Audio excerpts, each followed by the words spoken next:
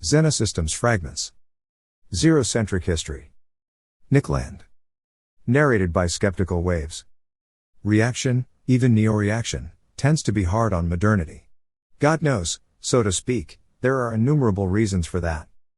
If the criterion of judgment is set by the Occident, whether determined through its once dominant faith or its once dominant people, the case against modernity is perhaps unanswerable. The Western civilization in which modernity ignited was ultimately combusted by it. From an Occidental traditionalist perspective, modernity is a complex and prolonged suicide. An ultramodernist, who affirms the creative destruction of anything in modernization's path, assumes an alternative criterion, inherent to modernity itself. It asks, what had to happen to the West for it to become modern? What was the essential event? The answer, and our basic postulate, zero, arrived. We know that arithmetical zero does not make capitalism on its own, because it pre-existed the catalysis of modernity by several centuries, although less than a millennium. Europe was needed, as a matrix, for its explosive historical activation. Outside in is persuaded that the critical conditions encountered by zero-based numeracy in the pre-Renaissance northern Mediterranean world decisively included extreme socio-political fragmentation, accompanied by cultural susceptibility to dynamic spontaneous order. This is a topic for another occasion. In Europe, zero was an alien, and from the perspective of parochial tradition, an infection. Cultural resistance was explicit, on theological grounds, among others. Implicit in the ontological argument for the existence of God was the definition of non-being as an ultimate imperfection, and Cypher, whose name was Legion, evoked it. The cryptic Eastern algorithm was an unwelcome stranger. Zero latched, because the emergence of capitalism was inseparable from it. The calculations it facilitated, through the gateway of double-entry bookkeeping, proved indispensable to sophisticated commercial and scientific undertakings, locking the incentives of profit and power on the side of its adoption. The practical advantage of its notational technique overrode all theoretical objections, and no authority in Europe's shattered jigsaw was positioned to suppress it. The world had found its dead center, or been found by it. Robert Kaplan's The Nothing That Is, A Natural History of Zero is an excellent guide to these developments.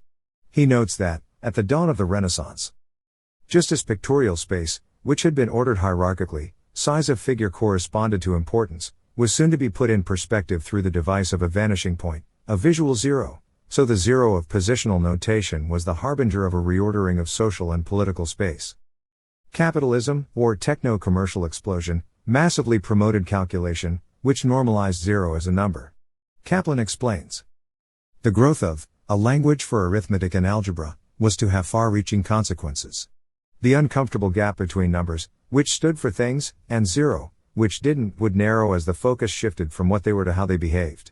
Such behavior took place in equations, and the solution of an equation, the number which made it balance, was as likely to be zero as anything else. Since the values x concealed were all of a kind, this meant the gap between zero and other numbers narrowed even more. That is how zero, as a number rather than a mere syntactic marker, crept in. In 3 of the elementary arithmetical operations the behavior of zero is regular, and soon accepted as ordinary. It is of course an extreme number, perfectly elusive in the operations of addition and subtraction, whilst demonstrating and annihilating sovereignty and multiplication, but in none of these cases does it perturb calculation. Division by zero is different. Zero denotes dynamization from the outside. It is a boundary sign, marking the edge, where the calculable crosses the insoluble. Consolidated within modernity as an indispensable quantity, it retains a liminal quality, which would eventually be exploited, although not resolved, by the calculus. The pure conception of zero suggests strict reciprocity with infinity, so compellingly that the greatest mathematicians of ancient India were altogether seduced by it. Bhaskara II, 1114–1185, confidently asserted that zero equal infinity, and in the West Leonhard Euler concurred. The seduction persists, with John D. Barrow writing in 2001, divide any number by zero and we get infinity.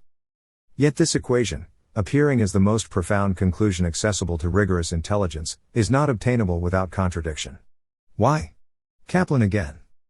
Our Indian mathematicians help us here. Any number times zero is zero, so that 6 times 0 and 17 times 0 equals 0. Hence 6 times 0 equals 17 times 0. If you could divide by 0, you'd get 6 times 0 divided by 0 equals 17 times 0 divided by 0, the zeros would cancel out and 6 would equal 17. This sort of proof by contradiction was known since ancient Greece. Why hadn't anyone in India hit on it at this moment, when it was needed? Kaplan's proof demonstrates that for zero, peculiarly, multiplication and division are not reciprocal operations. They occupy an axis that transects an absolute limit, neatly soluble on one side, problematical on the other. Zero is revealed as an obscure door, a junction connecting arithmetical precision with philosophical, or religious, predicaments, intractable to established procedures. When attempting to reverse normally out of a mundane arithmetical operation, a liminal signal is triggered, access denied.